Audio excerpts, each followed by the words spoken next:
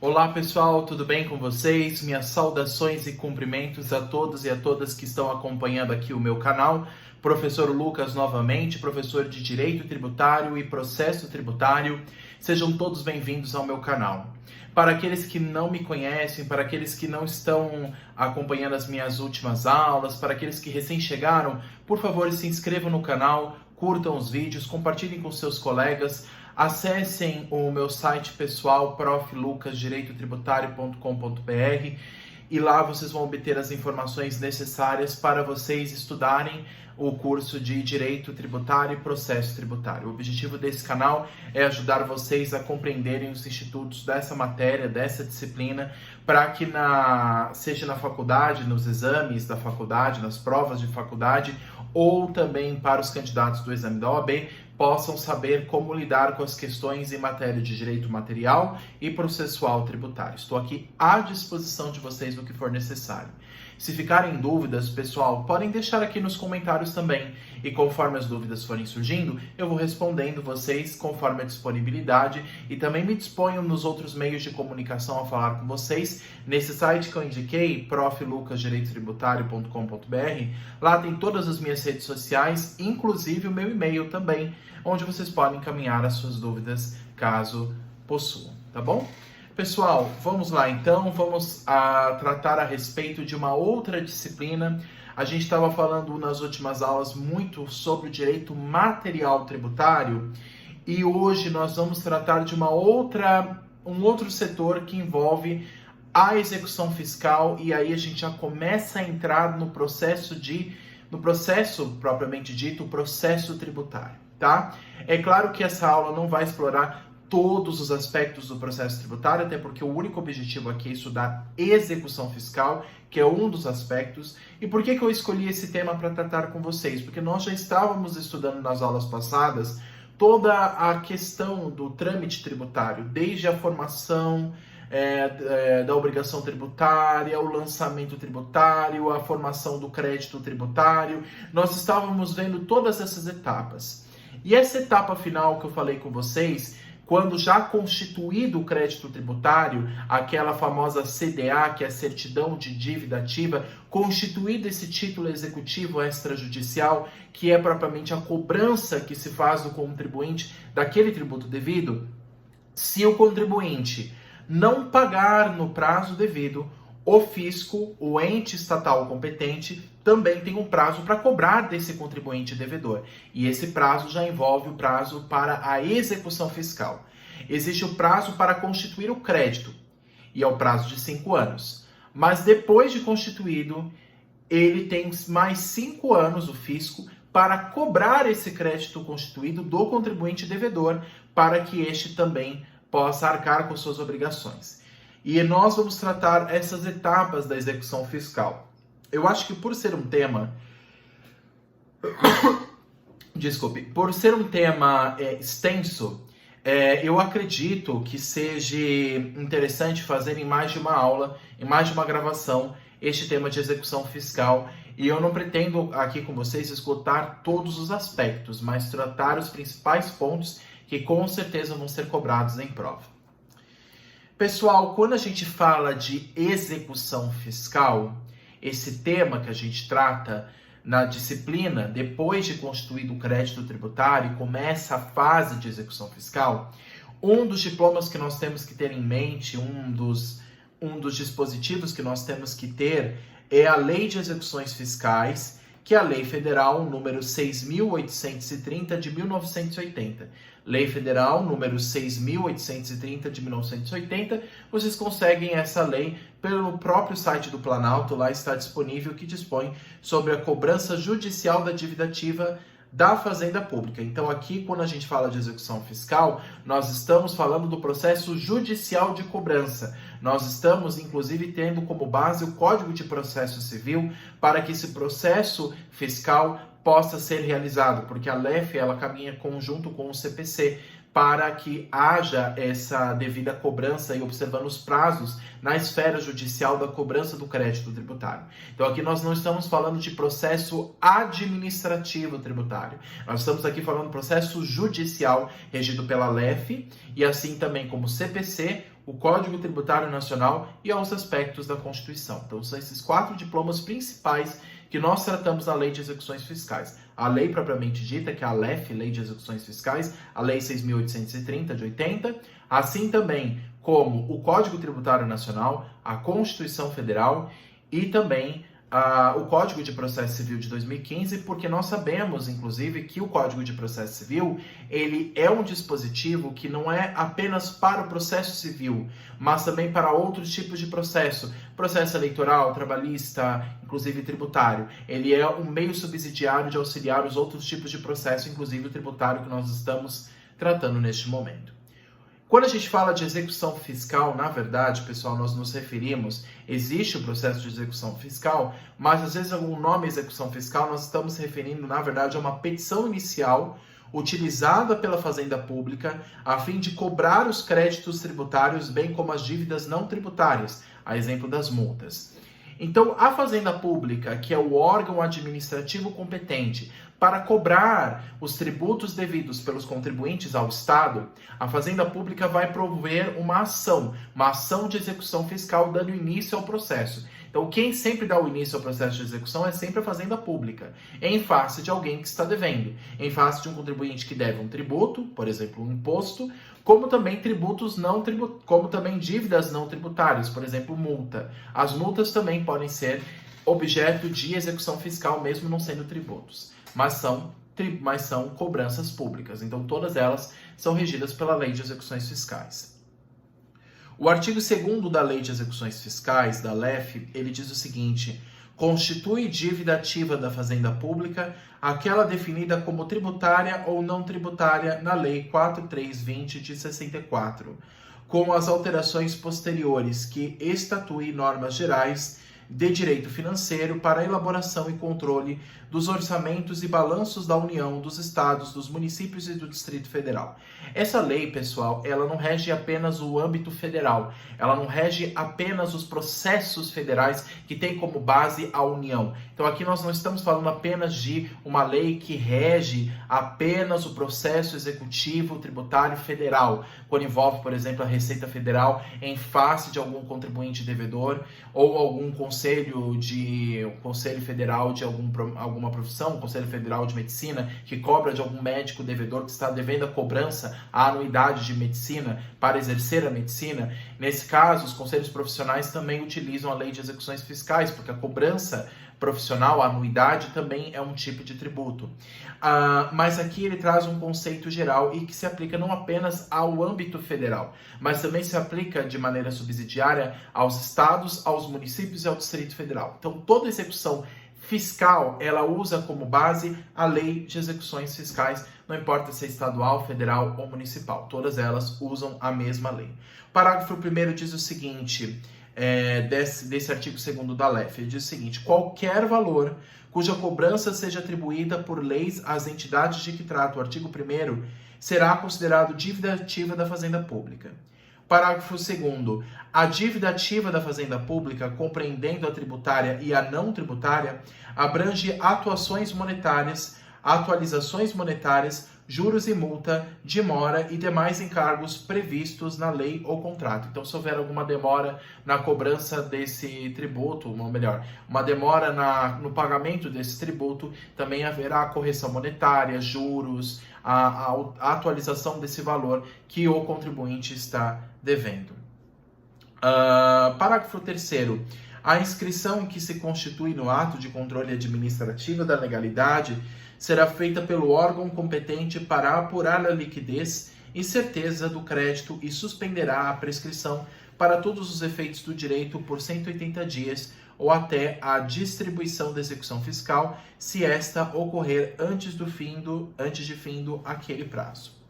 Parágrafo 4º diz: a dívida ativa da União será apurada e inscrita pela Procuradoria da Fazenda Nacional. Então, a Procuradoria da Fazenda Nacional são os advogados públicos que, em nome da União, processam e executam o tributo devido pelos contribuintes. Então, no caso, a PGFN, a Procuradoria-Geral da Fazenda Nacional, são os advogados públicos que, em nome da União, vão exercer esse processo de execução fiscal, que vão propor essa ação de execução fiscal em face do contribuinte devedor. E o parágrafo 5º, ele fala sobre, nos termos da inscrição ativa, deverá conter. Aí eu já trato com vocês desse parágrafo 5º. Nós vamos continuar a nossa análise do tema, mas o parágrafo 5º, ele vai tratar de um tema um pouco mais adiante, né? Mas a gente está analisando o artigo 2º, que é a nossa base aqui para entendermos o que é, no conceito geral, a Lei de Execuções Fiscais e o que ela disciplina. O artigo 2º é o principal artigo aqui da lei. A legitimidade ativa para a cobrança de execução fiscal, a gente viu, é feita pelos entes competentes, no caso União, Estados, Municípios e o Distrito Federal, como também as autarquias, aos conselhos de classe profissional. Lembra o exemplo que eu citei do Conselho Federal de Medicina, que cobra as anuidades devidas aos médicos inscritos, o Conselho Federal de Engenharia, no caso o CREA, conselho que a gente chama de Conselho Regional, mas existe o Conselho Federal de Engenharia e Agronomia, que é o CREA, tem o FEA, né, que já não é regional, mas é federal. Mas também nós temos os conselhos federais de odontologia, de química, de outras áreas, né, regulamentadas, e elas cobram as anuidades. Para que eu exerça aquela profissão, eu tenho que estar inscrito naquele conselho profissional e pagar as anuidades devidas todos os anos. E essas anuidades desses conselhos de profissão, como eu falei, medicina, engenharia, odontologia, são tributos, então são devidos. Agora, toma cuidado. E a OAB, a Ordem dos Advogados do Brasil? A Ordem dos Advogados do Brasil não é um conselho profissional público como se entende o CREA, o Conselho Federal de Medicina. Ela é um ente sui generis, inclusive com base na decisão do Supremo Tribunal Federal. E por conta disso, a OAB, as anuidades da OAB, não podem ser objeto de execução fiscal. Aí é movido por um outro tipo de processo. Então, as anuidades da OAB não são tributos, não sendo cobrados por execução fiscal. Tá? Então, a LEF não é usada para anuidades da OAB, mas sim para os outros e demais conselhos de profissão.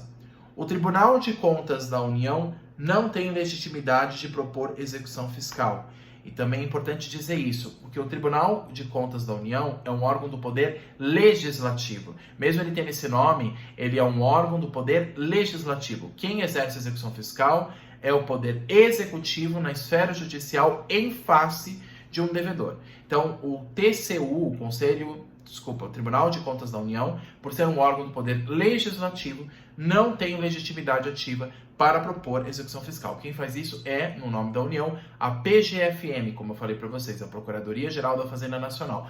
Mas e a Receita Federal? A Receita Federal, ela cobra o tributo. Agora, se o tributo não é pago pelo contribuinte devedor ao fisco, que é a Receita, que é um órgão da União, aí a Receita emite um ofício para a PGFN, a Procuradoria-Geral da Fazenda Nacional, que tem legitimidade ativa de, em nome da União, que tem como órgão a Receita Federal, cobrar o tributo devido do devedor, né, no caso. Então, quem faz isso é as procuradorias. Nós temos as procuradorias estaduais, municipais, a federal, como eu disse, a distrital, cada ente federativo. As autarquias também têm suas procuradorias, que são advogados públicos, que têm sua inscrição na OAB, obviamente, mas são concursados e são vinculados àquele ente público e, em nome do Estado, eles cobram aquele tributo devido. Então, o TCU não faz isso. Para sofrer com a execução fiscal, pode ser tanto o devedor, que é propriamente aquele que deve, aquele que praticou o fato gerador lá no início, como também o fiador, os sucessores no limite da sua sucessão, porque quando eu herdo algum bem de algum devedor tributário, eu vou ter que pagar essa dívida até o limite da minha linhagem de sucessão, não vou pagar toda a dívida. Então, se algum parente próximo venha a falecer, no caso, um pai falece, aí o filho herda o bem desse pai. Esse filho que teve o seu bem, né, herdado desse pai, ou do tio, ou de algum outro parente, ele vai ter que pagar a dívida que foi devida àquele de cujos, aquele que faleceu. até o limite da sua sucessão. Mas os sucessores saibam que não estão isentos da execução fiscal. O responsável, a massa falida e o espólio também.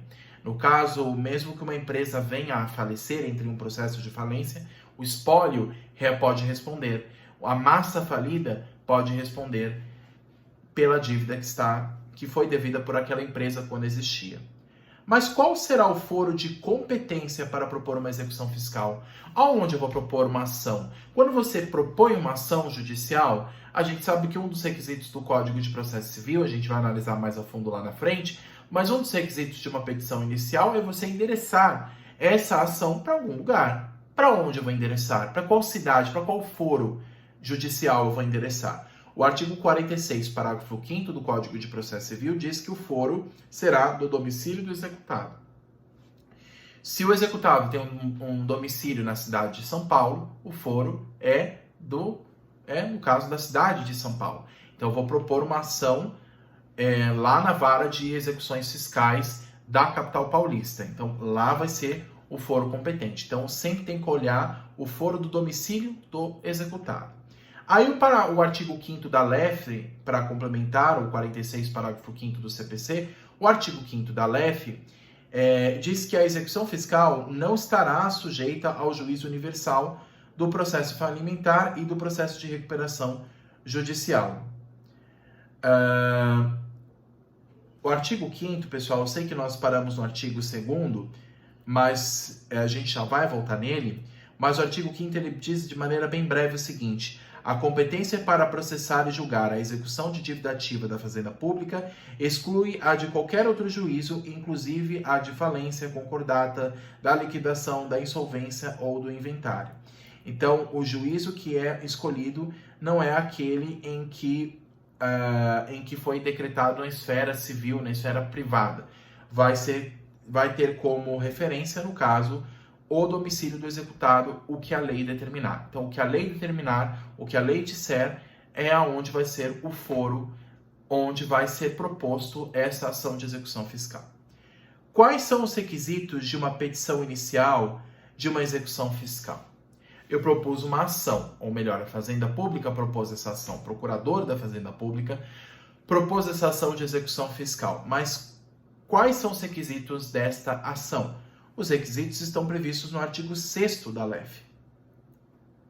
O artigo 6º da LEF, em conjunto com o CPC, ele diz o seguinte: a petição inicial indicará apenas o juiz a quem se dirige, o pedido e o requerimento para a citação, para que a outra parte, o devedor, seja citado e tenha prazo para se defender, para apresentar a sua contestação.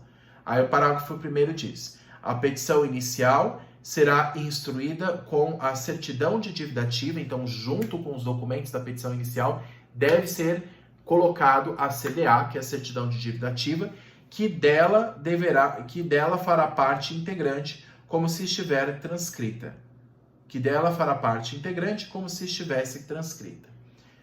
A petição inicial e a certidão de dívida ativa poderão constituir um único documento, preparados inclusive por processo eletrônico. Inclusive, no processo eletrônico, para quem tem a prática forense, a prática do processo, vocês podem perceber que a maioria dos processos hoje são eletrônicos. Então, eles vão juntar num arquivo só a petição e a certidão de dívida ativa. O procurador que vai fazer isso.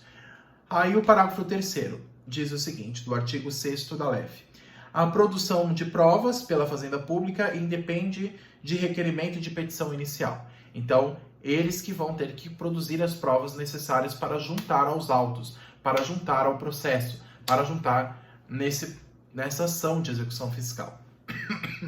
Parágrafo 4º. O valor da causa, que é o valor que você sempre coloca no final da petição inicial. Quando a gente estudar as peças de direito tributário, nós vamos ver isso. O valor da causa, o valor que se coloca da ação de execução fiscal, será o da dívida constante da certidão com os embargos legais. Então, o valor que está constando na CDA é o valor da causa do processo, é o valor da causa em que se está propondo em face do contribuinte. Quais são os requisitos, então, de uma petição inicial de execução fiscal? No caso, juízo, qual lugar eu vou endereçar, qual foro competente, que geralmente tem como base o domicílio do devedor, como a gente viu, pedido mais a CDA, você junta a CDA nos mesmos, pode ser até mesmo em processo eletrônico, no mesmo arquivo com a petição inicial, e o requerimento de citação. Não é necessário pedir produção probatória, tá? A CDA pode estar em conjunto com a petição inicial, como a gente viu. Mas e se a inicial não constar CNPJ ou CPF da parte? Isso é importante dizer. Isso pode ser perguntado até mesmo em concurso. Se na inicial não estiver constando, por exemplo, o CNPJ ou o CPF da parte, porque quando a gente coloca a qualificação, Procuradoria Geral em face de fulano de tal, sempre a ação é de um em face do outro. Lá no cabeçalho a gente coloca isso depois do endereçamento do foro. Lá embaixo a gente coloca lá. Tá, mas eu não tenho o CPF ou CNPJ do devedor competente, do devedor que eu estou exigindo. Então, não tem CNPJ da empresa e não tem o CPF da pessoa responsável, o que fazer nesse caso? E se a inicial não houver demonstrativo de débito? Isso é uma outra questão. E se a inicial não houver demonstrativo do débito? A inicial poderá ser indeferida? Então, nós precisamos ver nessas dúvidas que surgem as súmulas 558 e 559 do STJ.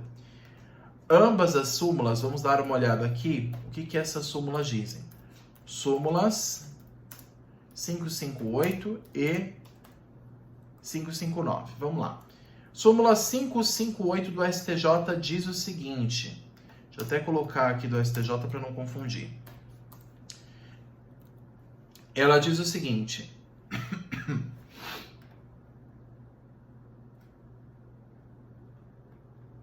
Ok. Nos casos de empréstimo compulsório sobre o consumo de energia elétrica, é competente a Justiça Estadual para o julgamento de demandas propostas exclusivamente contra a Eletrobras. Acho que eu não estou lendo a súmula corretamente. Espera aí, gente, desculpa. Vou dar uma olhada aqui para ver se eu consigo...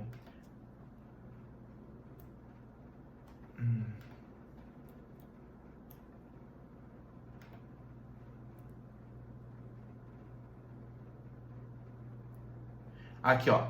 Desculpa. Súmula 558 do STJ, do Superior Tribunal de Justiça. Em ações de execução fiscal, a petição inicial não pode ser indeferida sob o argumento de falta de identificação de CPF e ou RG ou CNPJ da parte executada. Fundamental isso. Este é um entendimento do Superior Tribunal de Justiça. Súmula 558. Mesmo que falte CPF, CNPJ ou RG da parte, CPF, RG da pessoa física ou CNPJ da pessoa jurídica, não importa, nesse caso, a pessoa devedora, ela vai ser citada da mesma forma. Ela vai ser parte, mesmo que não haja todos os dados dessa pessoa, como no caso estes, como eu falei. Essa é a súmula 558. A súmula 559 do Superior Tribunal de Justiça, o que ela diz? Em ações de execução fiscal, que é o que nós estamos analisando, é desnecessária a instrução da petição inicial com o demonstrativo de cálculo de débito, por tratar-se de requisito não previsto no artigo 6º da Lei de Execuções Fiscais, que é a Lei 6.830 de 80. Vou repetir. Em ações de execução fiscal, é desnecessária a instrução da petição inicial com demonstrativo de cálculo do débito, por tratar-se de requisito não previsto pelo artigo 6º da LEF. Então, essas duas súmulas, elas ajudam a esclarecer esses requisitos da petição inicial em matéria de execução fiscal. Ah, mas isso pode ser cobrado no exame da OAB? Bom, o exame da OAB pode cobrar vários tipos de peças, mas é muito raro ele cobrar uma ação de execução fiscal. Por quê? Porque a OAB não é um exame propriamente para um concurso público para procuradores municipais, federais, estaduais. Se você estiver fazendo um concurso para a procuradoria, aí eles vão exigir provavelmente que você faça em alguma peça uma ação de execução fiscal. Mas para a OAB, como é para a advocacia geral, pública e privada, eles não vão exigir uma ação de execução fiscal, provavelmente. Eles provavelmente vão exigir de você uma ação simples na esfera tributária em âmbito civil, não em âmbito civil, mas em âmbito comum como advogado privado. Porque geralmente esse tipo de ação, como nós sabemos, é proposta por procuradores, não apenas por qualquer advogado, mas por um advogado concursado que, em nome do ente estatal, propõe essa ação. Ajuizada a execução fiscal, quais são os próximos passos? Então, a Procuradoria-Geral, vamos imaginar no âmbito federal, que é o mais fácil. A Procuradoria-Geral da Fazenda Nacional propôs, no prazo devido, a ação de execução fiscal. Então, já temos uma coisa em mente. O processo começou. Houve o processo já está iniciado o processo de execução fiscal, que começa na propositura desta ação, pelo procurador. Muito bem. Quais são os próximos passos? Primeiro é o despacho do juiz. O juiz vai acolher esta ação da procuradoria. Aí ele vai propor uma decisão interlocutória. Manda citar o executado, o contribuinte devedor, para que este venha pagar ou garantir o juízo. Então, ele manda uma notificação para o devedor. Há uma citação, é o chamamento do réu ao processo. Diz, contribuinte, tem uma ação contra você. O que o juiz faz? Ele faz um despacho e aí ele manda citar o devedor para que ele pague ou garanta o juízo. Por que ele tem que pagar ou garantir o juízo? Porque se ele de fato for o devedor, o dinheiro já vai estar contido e garantido no cofre público. Agora, se ele não for devedor, ele deixa esse dinheiro em garantia e se ele ganhar esse processo, ele pega esse dinheiro de volta. Então tem que se garantir, tem que haver a garantia do juízo para, no caso, a propositura da defesa. O artigo 8º da Lei de Execuções Fiscais, da LEF, via de regra, o que ele estabelece? A citação será realizada por via postal, né? A citação geralmente é feita por via postal, por meio de correio, salvo se outra forma for solicitada na inicial, através de mandado de oficial de justiça. Então, o oficial de justiça também pode citar o contribuinte devedor. A citação poderá ser realizada por edital? E aí que é a questão. Se não der certo a citação por correio ou mandando oficial de justiça, pode se citar por edital? As súmulas 414 do Superior Tribunal de Justiça, anotem aí, assim como eu passei aquelas súmulas para vocês, a 558 e 559, a súmula 414 do STJ também é importante na matéria. Já deixa engrifado aí no vadimeco. Ela diz o seguinte, a citação por edital, caso frustradas demais possibilidades, ela é permitida. Então, correio e oficial de justiça. Não deu certo a citação por correio, nem por oficial de justiça? Então, nesse caso, pode ser citado por meio de edital, no Diário Oficial da União, no Diário Oficial dos Entes Públicos. E uma vez citado, houve a citação, o que acontece depois? O contribuinte resolve e paga, tudo bem. Mas e se ele não pagar? Ele foi citado de execução.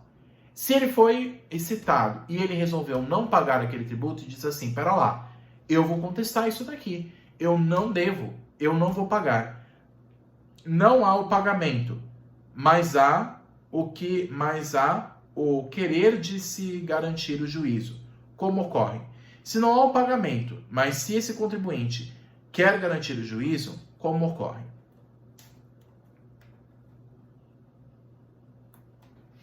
Aí o artigo 9º da Lei de Execuções Fiscais, se vocês olharem lá embaixo, o artigo 9º,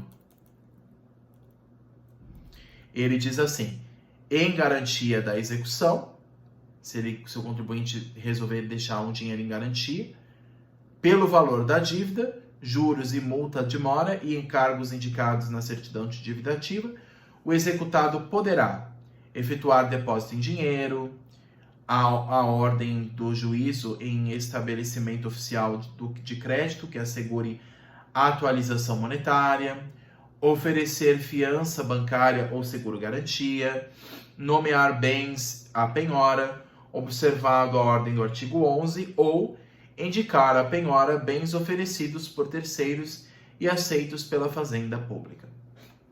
Esses são os 4 incisos do caput do artigo 9º. Então ele traz 4 possibilidades: depósito, fiança bancária e ou seguro-garantia, penhora de bens próprios, também existe essa possibilidade, desde que sejam bens possíveis de penhora, então existe a penhora de bens próprios e a penhora de bens de terceiros. Só que no caso da penhora de bens de terceiros, deverá ocorrer com a anuência do cônjuge. Quais serão os efeitos por se garantir o juízo? Então, o contribuinte devedor não pagou, mas deixou garantido um dinheiro por depósito ou fiança bancária e assim por diante, ou, no caso, a penhora de bens. Quais são os efeitos disso depois? A regra pode embargar. E aí o embargo à execução fiscal é a defesa que o contribuinte tem, e geralmente ele contrata o advogado, e embargo de execução fiscal, pessoal, é um tipo de defesa que despenca em exame de OAB. Vários exames da OAB em tributários já cobraram, em primeira fase em matéria em alternativas, ou em segunda fase, seja nas questões escritas ou até mesmo em peça, o embargo à execução fiscal, que é uma defesa que o devedor tem esse direito, né? Então, eu já fiz a garantia do juízo, eu posso me defender? Aí eu proponho, em regra, o embargo à execução fiscal. Ou ter a possibilidade, se nenhuma dívida aparecer, de ter a certidão positiva com efeitos de negativa. Ele pode solicitar essa certidão positiva com efeitos de negativa para que o seu nome não fique, vamos dizer assim, sujo na fazenda pública, no órgão público, e assim ele possa, inclusive, participar de licitações, em processos administrativos de contratação e assim por diante. Então ele pode ou apresentar uma defesa judicial ou, na esfera administrativa, solicitar a certidão positiva com efeitos de negativa. Quais são os efeitos se houver depósito, então? Propor embargos, certidão positiva com efeitos de negativa, ou mesmo também suspensão dos atos expropriatórios. Suspensão dos atos expropriatórios. A suspensão, no caso, do trâmite fiscal. E a fiança bancária e o seguro-garantia? O STJ diz que no caso da fiança bancária e do seguro-garantia, diferente do depósito, a fiança bancária e o seguro-garantia não podem, pois nesse caso não estão contemplados no rol do artigo 151 do CTN. Embargar é a forma de defesa da execução fiscal. Então, geralmente, para você propor um embargo à execução fiscal, pessoal, que é o meio de defesa do contribuinte em face da execução, em face da ação de execução fiscal, ele já deixa o depósito garantido, o depósito em dinheiro na conta pública, às vezes na Caixa Econômica Federal, no Banco do Brasil, para garantir que aquele tributo será pago caso ele perca o processo. Mas, como ele tem direito de se defender, ele só deixa em depósito e aí ele vai brigar por esse dinheiro. E aí ele propõe um embargo à execução fiscal. Quais serão as modalidades de defesa dentro da execução fiscal? Então, uma das modalidades de defesa que requer que haja o depósito é o que a gente viu, que é o embargo à execução fiscal, que tem dois requisitos. Um previsto no artigo 16, parágrafo 1º da Lei de Execuções Fiscais, que é a garantia em juízo. E o 2 é o cumprimento do prazo de 30 dias. Também tem um prazo para se propor embargos. Uma vez citado, tem 30 dias para propor a defesa. O STJ diz o seguinte: se comprovada a hipossuficiência, ou seja, se comprovado que o devedor não tem condição realmente de pagar financeira, pode-se embargar sem garantia. O STJ diz o seguinte, que caso haja hipossuficiência, ou seja, o contribuinte devedor não tem condição financeira para garantir nada em juízo, não tem dinheiro para isso, mas aí ele tem que provar, se garantida a hipossuficiência, ele pode propor o embargo sem garantia. Por que que existe isso? Para que não se vede o direito à defesa, que é um direito constitucional, que é cláusula pétrea garantido no texto da Constituição, tá? Então, a regra é que se garanta, para se defender, que haja garantia. Mas caso haja hipossuficiência, aí por uma exceção, o STJ permite, nesse caso, que ele pode propor um embargo sem necessitar garantir o dinheiro. Então, além do embargo à execução fiscal, também existem outras formas de defesa. A exceção de pré-executividade, que isso a gente vai ver lá na frente, esse tipo de modalidade de defesa do contribuinte, que tem como base a súmula 393 do STJ, sem necessidade de dilação probatória, a exceção de pré-executividade não exige dilação probatória, e a ação anulatória é um meio também de defesa. Mas por que tem esse nome ação? Não é defesa? Não deveria ser contestação? Na verdade é ação. Por quê? Eu proponho uma ação, se o fisco ele propõe uma ação para executar aquele tributo, eu proponho uma outra ação, eu, contribuinte devedor, proponho uma outra ação para decretar que aquele tributo é nulo e que eu não devo. Aí é uma ação anulatória, que é um meio de defesa também do contribuinte. Mesmo não sendo uma contestação, mas ele é uma ação para justamente atacar aquilo que o fisco está exigindo. Então eu proponho uma ação anulatória para dizer, esse tributo que o fisco está exigindo, ele é indevido, inconstitucional e ilegal. Então, por meio da ação anulatória, eu proponho essa defesa. Esses tipos de peças judiciais, pessoal, já vou dizendo, a gente vai ver isso lá na frente. Agora é só teoria. O objetivo dessa aula é meramente teórico. Aqui não tem como objetivo tratar peças com vocês. Isso é lá na frente, quando a gente estudar a prática tributária. Mas saibam que são meios de defesa do contribuinte em face da execução fiscal. Então, embargos à execução fiscal, que exige a garantia em juízo, a exceção de pré-executividade, que não depende de dilação probatória, com base na súmula 393 do STJ, e a ação anulatória, que segue como base também aquela regra geral do CPC, que fala como uma petição inicial deve ser moldada. Tudo bem? Pessoal, essa é a primeira parte, então, que a gente está falando de execução fiscal. Eu vou dividir esse vídeo e vou fazer uma segunda aula com vocês, um segundo vídeo, para a gente tratar da nossa segunda parte, que envolve o processo de execução fiscal, tudo bem? Acompanhem os vídeos, se inscrevam no canal, compartilhem com os colegas e, por favor, deixem o like de vocês, isso vai ser muito importante para fazer com que esse canal cresça, tudo bem? Fico à disposição de vocês no que for necessário, deixem as dúvidas aqui embaixo, caso alguma coisa ficou sem esclarecimento, tá bom? Obrigado a todos e até a próxima. Tchau, tchau.